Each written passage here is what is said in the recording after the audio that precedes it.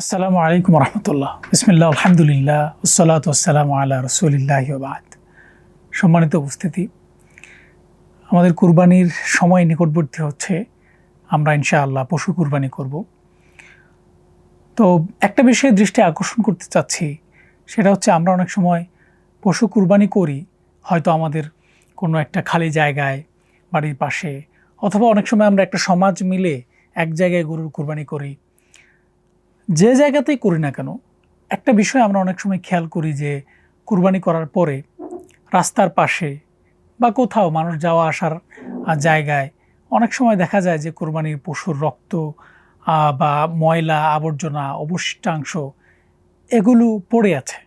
আমরা কুরবানি করেছি, গোশতটা আমরা নিয়ে চলে গেছি, কিন্তু এই যে কুরবানির রক্তটা সেটা শুকিয়ে আছে, তারপরে হচ্ছে ময়লাটা পড়ে আছে, পরে দুর্গন্ধ ছড়াচ্ছে। এরকম অনেকগুলো ঘটনা আমরা দেখে থাকি। এই কারণে যে দুটা জিনিস হয়, একটা হচ্ছে যে আমরা ইসলাম যে আমাদের পরিষ্কার পরিচ্ছন্ন থাকার কথা বলে, পরিষ্কার পরিচ্ছন্ন রাখার কথা বলে, এই যে পবিত্র কুরবানি আমরা করেছি, সেই জিনিসটা যে আবহ, সেটা কিন্তু আমরা এইভাবে ময়লা আবর্জনার মধ্যে মানে পাশে রেখে আমরা চলে যাচ্ছি। এগুলো আমাদের কুরবানির যেই একটা স্পিরিট, সেটার সাথে অনেক ক্ষেত্রে সাংঘর্ষিক। আর একটা হচ্ছে পরিবেশগত দিক থেকে এটা অনেক বেশি ক্ষতিকর, আমাদের পরিবেশের ক্ষতি হচ্ছে।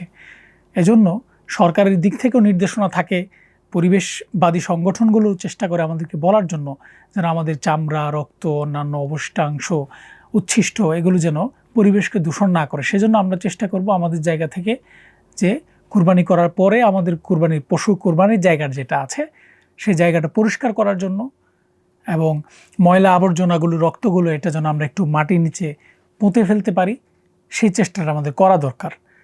পরিবেশ আমাদের, সেজন্য আমাদের উচিত পরিবেশ রক্ষা করার দায়িত্বটা আমাদের পালন করা।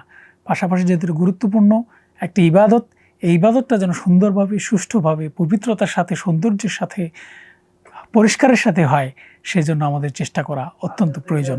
আল্লাহ সুবহানাহু ওয়া তাআলা আমাদের এই কুরবানি কবুল করুন, সবাইকে সুন্দরভাবে আমাদের কুরবানি সম্পন্ন করার তৌফিক দান করুন। আমিন। আসসালামু আলাইকুম রহমতুল্লাহ।